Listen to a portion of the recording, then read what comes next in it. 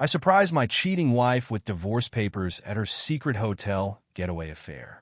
Hey everyone, I hope you're all doing okay. This story is both long and pretty messed up, so bear with me. Also, apologies for any typos. I'm writing this on my phone. Honestly, I've hit my limit and don't know how to deal with everything that's happened. I'm 43, and my wife, Laura, is 40. We've been married for 16 years and have two kids, a 14-year-old daughter and a 9-year-old son. When we first got married, our relationship was tough. We were young and immature, but we pushed through and thought we had come out stronger for it. At least, that's what I used to believe. We thought our love could overcome any obstacle. Looking back, I wonder if that was just naive optimism. For the past 3 years, Laura has worked as a manager for a major advertising company. I've been in engineering for 7 years. Our jobs pay well, and together we've built a great lifestyle for our family. We were the kind of family that tried to make time for each other no matter how hectic things got. Family dinners, trips to the park, arcade outings, you name it. I honestly believed we were doing everything right. I've always seen myself as a devoted dad and husband. Sure, I've made mistakes, but I've always given it my all. So, when I found out Laura had been cheating on me for 2 years, it completely blindsided me. Over the past 2 years, Laura became more distant. Nothing I did seemed to please her. She constantly criticized me, comparing me to her boss, Greg. She would say things like, "Greg always knows exactly what to do," or "His wife is so lucky. He takes her on romantic dates all the time." The subtext was clear. I was falling short. If I asked her what she wanted from me, she'd roll her eyes and say, "I shouldn't have to tell you. You should just know." Determined to salvage our relationship, I went out of my way to figure out how to make her happy. I bought books, researched relationship advice, and tried everything I could think of to spice things up. But no matter what I did, her responses were lukewarm at best or downright dismissive. Laura had never acted like this before. I started to believe I was the problem. What I didn't realize was that while I was trying to fix things, Laura was investing her energy elsewhere. Greg and his wife, Susan, were close friends of ours. Their kids got along great with ours, and we often hosted barbecues, went on family outings, and spent time together. I even trusted Greg enough to confide in him about our marital struggles. He gave me advice that seemed solid at the time. Little did I know, the man I thought was helping me was the same man my wife was sneaking around with. One night, Laura was lying in bed beside me, laughing and texting someone. Curious, I leaned over to see what was so funny. She immediately pulled her phone away and snapped at me. "What do you think you're doing?" That moment hit me like a ton of bricks. Something was definitely wrong. The next day, I confronted her, but she flew into a rage, accusing me of being paranoid. When I asked to see her phone, she refused. Later that night, she reluctantly handed it over, but almost all her messages had been deleted. What little was left was filled with inconsistencies and nonsense. It was painfully obvious she was hiding something. A month later, a friend helped me recover some of the deleted messages. By then, Laura had started using a second phone and barely touched the one she gave me. The bits and pieces I found confirmed my worst suspicions. She was having an affair with Greg. I didn't confront her immediately. I knew she'd deny it or spin the story to her advantage. Instead, I decided to bide my time and gather more evidence. Emotionally, I was a wreck. All I could think about was how this would impact our kids. The betrayal was eating me alive. One night, I broke down and cried in front of my friend, something I rarely do. Despite everything, I still didn't want to throw our marriage away. 3 days later, I bought a book called How to Help Your Spouse Heal from an Affair. If you're rolling your eyes, I don't blame you. I was desperate. I read it, hoping that if I gave it to Laura, she might come to her senses. I planned to confront her on a Saturday and try to work things out, but she claimed she had an emergency at work and told me not to wait up for her. Suspicious, I called her office that day to confirm her story. No one answered, because the office wasn't open on weekends. When I called her phone, she didn't pick up. Laura came home at 2 a.m. on Sunday, headed straight for the shower, and climbed into bed like nothing was wrong. When I asked why she was so late, she dismissed me, saying, "I already told you not to wait up." That was the breaking point. I didn't even bother giving her the book. I was drowning in emotional pain, and she couldn't care less. Seeing no other option, I reached out to Susan to see if she had any idea what was going on. To this day, I don't regret that decision. Susan was just as blindsided as I was. She wanted to confront Greg immediately, but I warned her that he'd likely lie or cover his tracks, just like Laura had. We met at her house to compare notes. I showed her the fragments of proof I had, and she shared her suspicions. We agreed to dig deeper. Susan didn't have to try hard. Greg was so arrogant that he hadn't even bothered deleting his texts. Together, we pieced together the full picture. Their affair had lasted 2 years. They had met up in hotels, our homes, and even on business trips. They had even exchanged explicit photos, though Susan and I agreed not to look at them. We didn't want to scar ourselves further. At that moment, Susan and I both decided we were done. If they wanted each other so badly, they could have each other. We each drew up divorce papers, carefully planning how to serve them without tipping off our spouses. By the time we had everything ready, Greg and Laura had arranged yet another getaway. With Susan's help, I learned where they'd be staying. This time, I decided to confront Laura in person with the sheriff by my side. I waited in the hotel lobby while the sheriff took care of the formalities. Eventually, my wife, Laura, was called down to the front desk. When she arrived, she was dressed in a bathrobe, likely nothing else underneath, and looked completely frazzled. Her panic was written all over her face as she demanded to know what I was doing there. It wasn't exactly close to home, but not far enough for her to have any reasonable excuse to justify her presence. The sheriff asked her to confirm her name and some other details. Still confused, she mumbled a yes to everything, and then she was served. Watching her expression shift from confusion to utter disbelief was incredibly satisfying. Honestly, though, I didn't want to gloat or make a scene, so I turned to leave. I figured the message had been delivered, and that was enough for me. But Laura wasn't about to let me go so easily. She grabbed my arm and started pulling me back, demanding to know what this all meant. I calmly told her, "You had an affair. I'm leaving. It's that simple." Her reaction?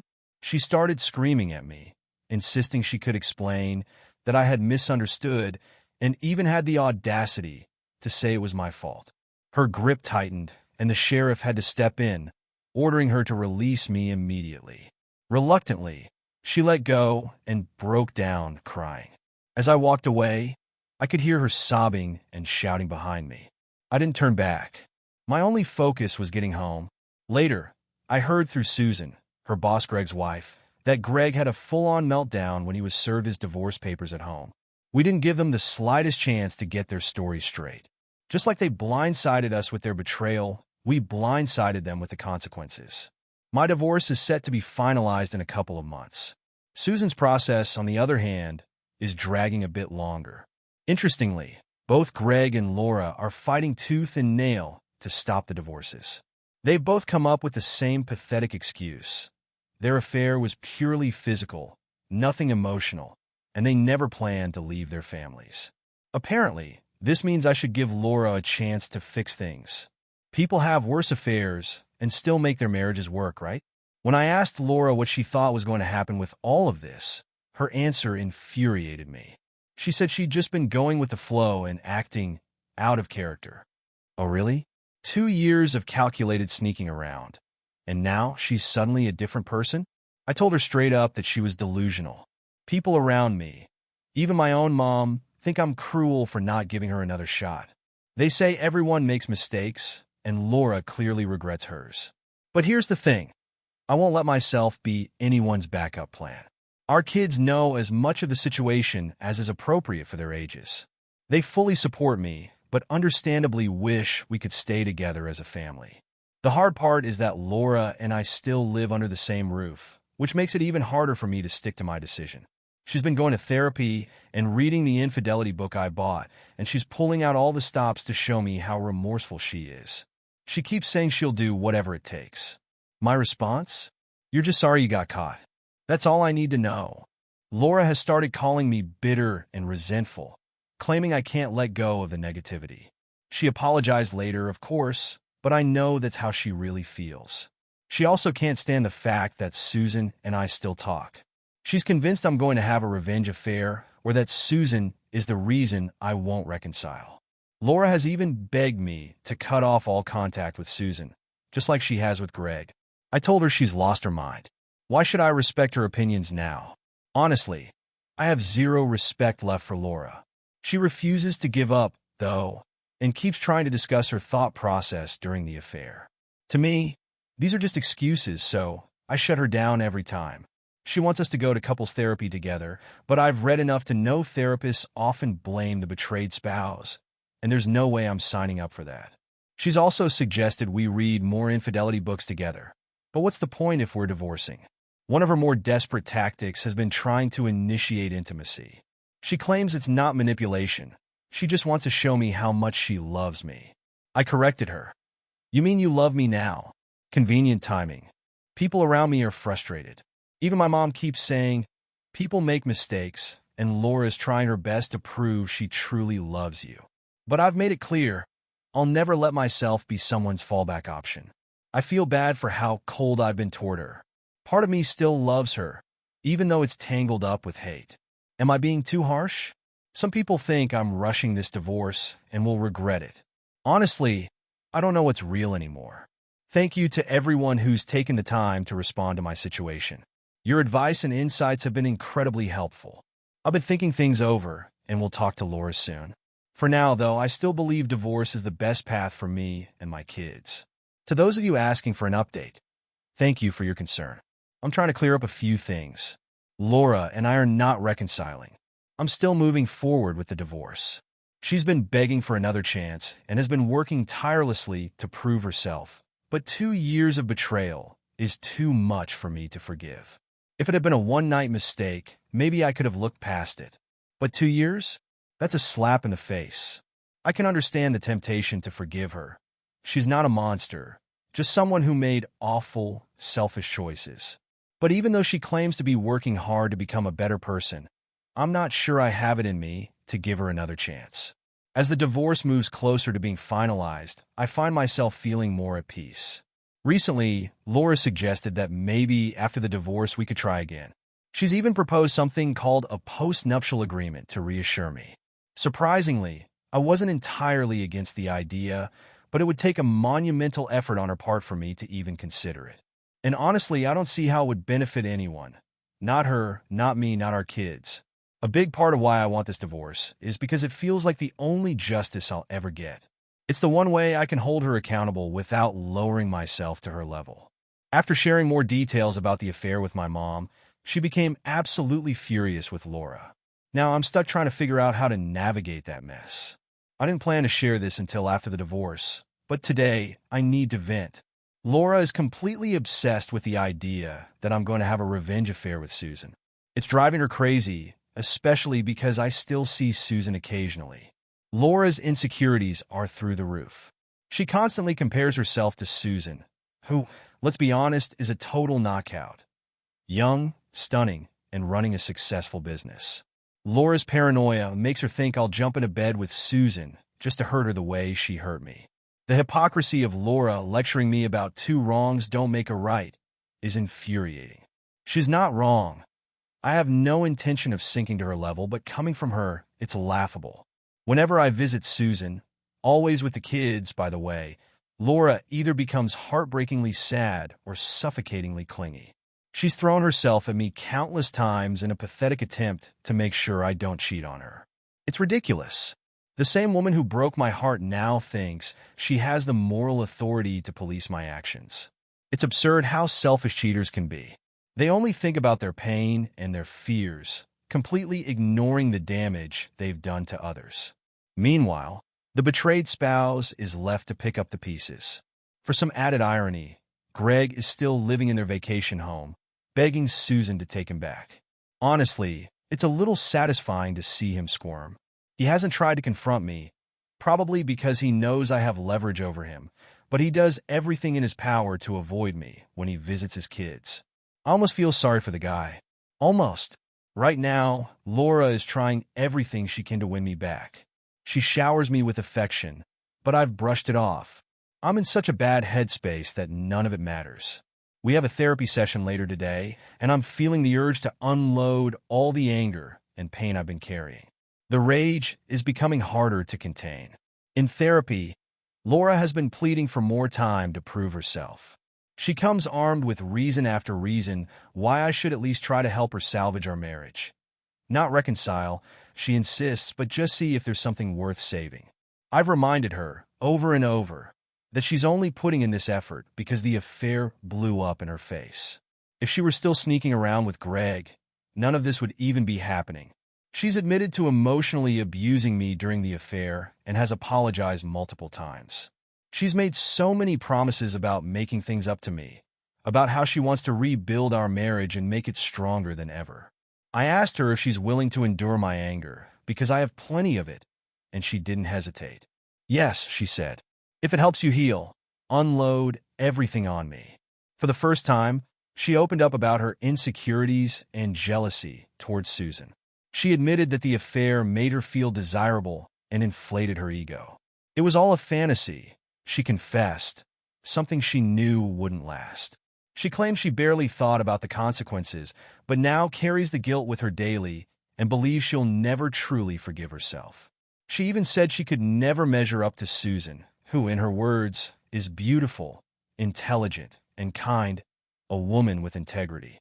Laura believes that my anger and continued contact with Susan are rooted in those insecurities, though she's careful not to say it outright. The therapist asked me what it would take for me to consider Laura's proposal. My honest answer? A time machine. What I have now isn't a real marriage. It's a shadow of what I thought we had. The therapist tried to argue that all marriages face challenges, even as severe as infidelity, and it's how we respond to those challenges that defines us. I couldn't believe what I was hearing. I told the therapist to focus on Laura and leave me out of it. During the car ride home, Laura asked if her affair made me feel emasculated. The question caught me off guard. I told her yes. Then, she dropped a bombshell. Would it help if you slept with someone else? I was speechless. She wasn't suggesting a revenge affair, but a trial separation where I could find my confidence while she waited faithfully for me to return. The desperation in her proposal was shocking. I asked her how on earth it would help anything. Her answer? We're getting divorced anyway. At least this way, you'll know what's out there. Needless to say, I rejected the idea. It was so out of character for her that it left me feeling uneasy. Over the past few weeks, Laura has been eerily calm and composed. She's like a completely different person from the insecure, manipulative woman she was during the affair. Despite everything, she's been surprisingly generous in the divorce proceedings. I've read countless stories about divorces turning nasty, but ours has been relatively smooth. It almost doesn't feel real. Let me be clear. I'm still going through with the divorce. I appreciate hearing everyone's opinions, and your support has meant the world to me. Thank you to those who've reached out to check in on me. For now, my wife and I have agreed to remain civil and spend the holidays together as a family. This will be the last holiday we share like this, though Laura is still clinging to the hope that it won't be. My decision to do this is purely for the sake of our kids. I love them more than anything, and I want them to feel a sense of normalcy, even as everything else changes. Our divorce is scheduled to be finalized in mid-February, for those who were curious. We've split everything equally, though Laura has been surprisingly generous. She claims it's because I've been a great husband and father, and she believes I deserve more than just a fair divorce. I can't help but wonder if it's part of some strategy to turn things around later. Still, I've been cautious but grateful for her cooperation so far. I've made the decision to stop going to therapy with her. It wasn't helping me, and I could see that it was giving her false hope. Laura has admitted that she has a desperate desire to be intimate with me again, and during the time I pulled back, she's made countless attempts to seduce me. The irony is painful. She rarely initiated anything before all this, and now it's like she's turned into someone entirely different.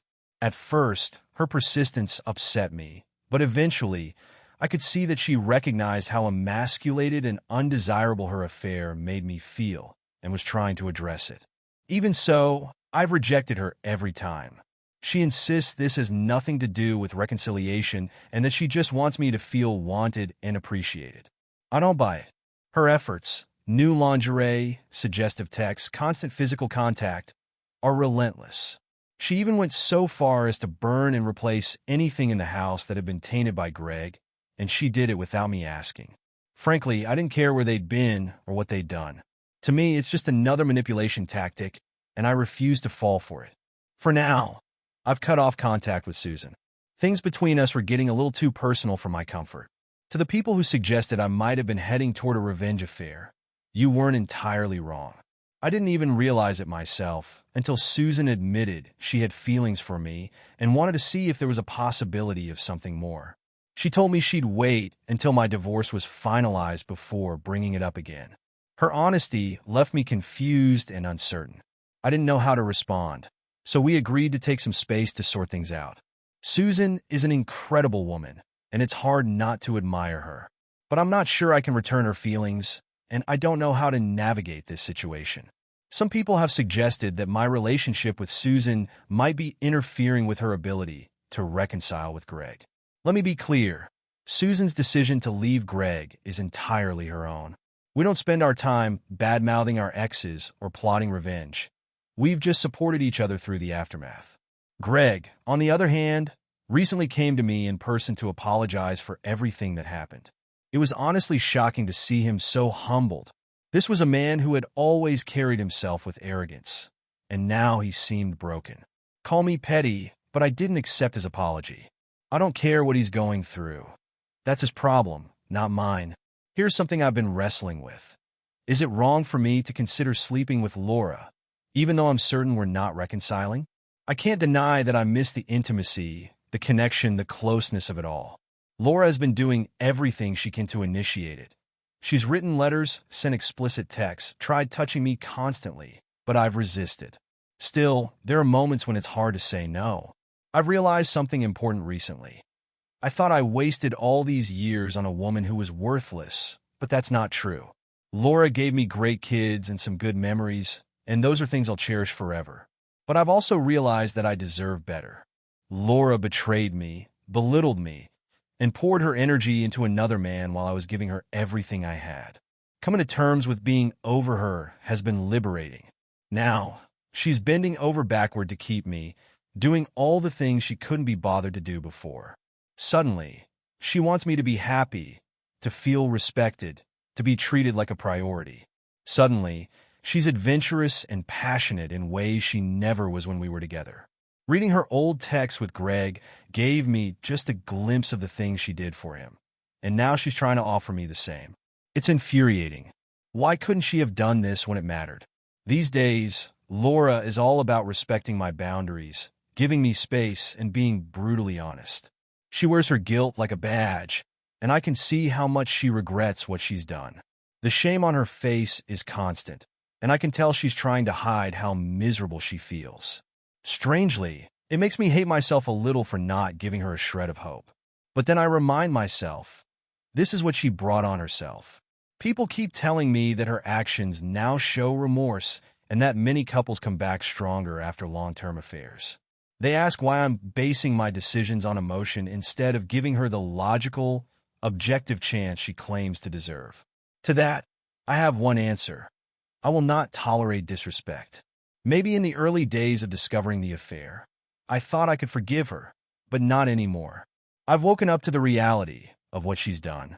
This Christmas, I'm going to enjoy time with my kids and make the most of the holiday season. After that, I'm moving on for good. Laura and I are over. I'll never date her again or give her another chance.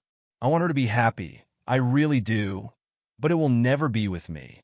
As for Susan, I gave her a call and asked if she'd like to have dinner after the holidays. She agreed. I know some people might think this was all planned from the start, but I swear it wasn't. Susan and I supported each other through the darkest times of our lives, and for that, I owe her my gratitude.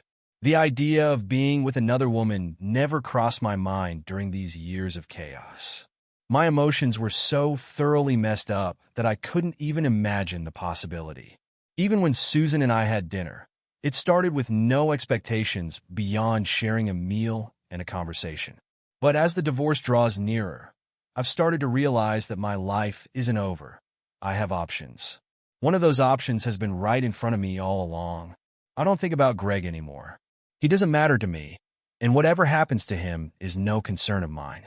Marriage, however, has become a much more complicated subject for me. I don't think I'll ever get married again. The process of ending my marriage with Laura hasn't been particularly nasty, but it has cost me a significant amount, financially, emotionally, and mentally. After everything, the institution of marriage feels like a sham. Maybe that sounds cynical, but after pouring my best years into Laura and getting so little in return, it's hard to view it any other way. Let's talk about Susan. She's an extraordinary woman, intelligent, beautiful, and kind, but I never saw her as more than a friend and a source of support during the chaos of our divorces. That dinner we had together started out completely innocent. We talked, laughed, and opened up about everything we'd been through. But as the night went on, something shifted. The atmosphere between us became charged, like an unspoken understanding had passed between us. By the end of the evening, we crossed a line I didn't expect to cross. What happened was passionate, raw, and completely unlike anything I've experienced in years. Susan is attentive and giving in ways that caught me off guard. It wasn't transactional, like it had often felt with Laura. Instead, it was about connection. For the first time, I felt wanted and desired, not out of guilt or obligation, but out of genuine care. That night made me realize just how much I had been missing in my marriage, even before the affair. It wasn't planned, but it was exactly what I needed. Now, do I see a future with Susan? That's a question I haven't been able to answer yet. She's expressed interest in exploring what we could be together, but I've made it clear that I need time. My emotions are still tangled, and I'm not ready to dive into another relationship. I owe it to myself to heal and figure out who I am outside of my marriage to Laura. I think Susan understands that because, truthfully, she's still processing everything in her own life as well. Meanwhile, Laura continues to try everything she can to pull me back. It's relentless. She has been dressing provocatively, initiating intimacy at every opportunity, and even sending flirtatious messages. She's gone so far as to burn or throw away anything in the house that could remind me of Greg, completely unprompted. She claims it's all for me, but I know better. These gestures aren't for my benefit. They're her attempts to manipulate me back into her orbit. Every time I reject her advances, her determination seems to grow stronger. It's exhausting and, frankly, frustrating to deal with. The irony of all this is not lost on me. During our marriage, Laura rarely initiated anything intimate. She was often distant, and her lack of interest made me feel unwanted. Now, she's bending over backward to prove herself, doing all the things I begged her to do before the affair came to light. She keeps saying this isn't about reconciliation, that she simply wants me to feel appreciated. But I can't trust her intentions. It feels like desperation, not sincerity. I've spent a lot of time reflecting on what I deserve. For a long time, I felt trapped by the idea that I had wasted my life on someone who didn't value me. But now, I see things more clearly. Laura gave me great kids and a handful of happy memories, but those don't erase the betrayal. She chose to invest her energy into Greg, into lies and secrecy, instead of into our marriage. And now that she's lost me, she's trying to do all the things she couldn't be bothered to do before. It's too little too late. The more I think about it, the more I realize I was settling for scraps in my marriage. I deserve better, and I still do. The difference is that now I know it. At first, I didn't have a solid plan to leave Laura. It was something that came together gradually. One weekend, when she lied to me about where she was going and left to spend time with Greg, I finally snapped. That's when I reached out to Susan, and together, we worked to divorce our respective spouses. During this process, we decided to disclose the affair to our children in a way that was appropriate for their ages. We kept the details out of it, framing it as, "Mommy broke a promise to Daddy," and explaining that we were going our separate ways, but would always love them. They took it as well as anyone could hope, though naturally, they didn't want the divorce to happen. That's completely understandable. It's a lot for kids to process. Laura, unsurprisingly, has been insistent on reconciliation. But for me, it's not an option. I've forgiven her in the sense that I no longer carry the anger and bitterness with me every day, but I have no interest in giving her another chance. I understand now that her affair wasn't about me. It was about her. But knowing that doesn't change the fact that I'm done. As the divorce approached, I felt a strange mix of relief and sadness. It was costly, but the financial damage wasn't as devastating as I feared. After the divorce, Susan and I began seeing each other more often. Initially, it was casual friends with benefits, if I'm being honest. But over time, it became something more serious. If it weren't for the support we gave each other during the fallout of our marriages, I don't know where I'd be today. I might still be stuck with Laura, or worse, spiraling into a dark place. Half jokingly, I've told Susan she might have saved my life. When it comes to my kids, I make a conscious effort to check in with them regularly. I encourage them to be honest about their feelings, even when it comes to my relationship with Susan. I've told them they're allowed to dislike her if that's how they feel, and I won't take offense. My 10-year-old son absolutely adores Susan. My 15-year-old daughter, however, is taking more time to adjust. She's told me she wants me to be happy and doesn't want to interfere, but I've reassured her that her happiness is just as important. She's fine with Susan, but says she needs time to fully embrace the new dynamic. Susan and I are very discreet about our relationship to avoid overwhelming the kids. Between my two and her two daughters, every single one of them is in therapy. Even Greg is in therapy, though that's an entirely separate issue. This situation is undeniably bizarre, which brings me to one of my biggest concerns, my daughter. The fallout of Laura's affair and the subsequent divorce has severely strained my daughter's relationship with her mother. She openly tells me she hates Laura and blames her for everything. If it weren't for her actions, she says, none of this would have happened. She's extremely rebellious when it's Laura's turn to take her. She sulks, avoids affection, and brushes off any attempts Laura makes to connect with her. Once, she even cursed at Laura, which forced me to step in and tell her to be respectful. She complied, but the tension between them remains thick. There have been several heated arguments between the two of them, and it worries me deeply to see my daughter so affected. Laura is trying her best to repair the relationship, but there's only so much she can do on her own. She's asked for my help in reconnecting with our daughter. While it's tempting to throw her infidelity back in her face and blame her for the mess, I refuse to stoop that low. But it does make me question whether I've handled everything as well as I could have. Here are the things that keep me up at night. My daughter has lost respect for her mother. She wishes things could go back to how they were, not knowing about the abuse I endured. She's in therapy, but I'm not sure it's enough to truly help her. I worry that she feels voiceless and overwhelmed by everything that's happened. While she seems to handle my relationship with Susan well, I fear she's hiding her true emotions. Most of all, I'm haunted by the thought that I've somehow ruined my kids' lives by divorcing their mother. Despite these worries, I know one thing for certain. I can't go back to Laura. That toxic chapter is closed for good. As for Susan and me, we're doing really well. I never expected to feel this kind of connection with someone again, especially not so soon after my divorce. Susan has shown me what it's like to be in a healthy, supportive relationship. She's attentive, kind, and incredibly thoughtful. It's a stark contrast to what I endured with Laura.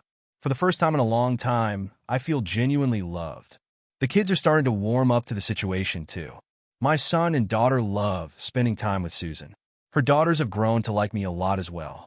Her youngest has even started calling me her stepdad, which hit me like a ton of bricks the first time I heard it. I worried she felt pressured into it, but she told me it's because I make her mom happy, and that makes her happy too. I can't tell you how much that meant to me. Watching our kids bond has been one of the greatest joys of this entire journey. They tease my son mercilessly for being the youngest and the only boy, and honestly, I don't know whether to laugh or cringe at their antics. As for Laura, we're on civil terms. She's working hard to repair her relationship with our daughter, and I was proud when my daughter told me she might be able to forgive her one day. Laura has been focusing on herself, going to therapy and the gym, and seems healthier overall. But I know she still hasn't fully accepted that we're done. She occasionally hints at a second chance, but I've made peace with the past, even if she hasn't. Greg? He's a disaster. I had no idea what a mess the guy was until recently. He's dating someone new, but his kids openly despise her. She's shallow, materialistic, and cold toward them. and they don't hold back in letting her know it. Honestly, I don't like her much either. It's clear Greg hasn't learned anything from the fallout of his affair. To sum it all up, things are far from perfect, but we're doing okay. I had my doubts about whether I was making the right choices, but with time and effort from everyone involved, things are turning out better than I could have hoped. There's no fairy tale ending here, just a lot of hard work and a newfound sense of happiness.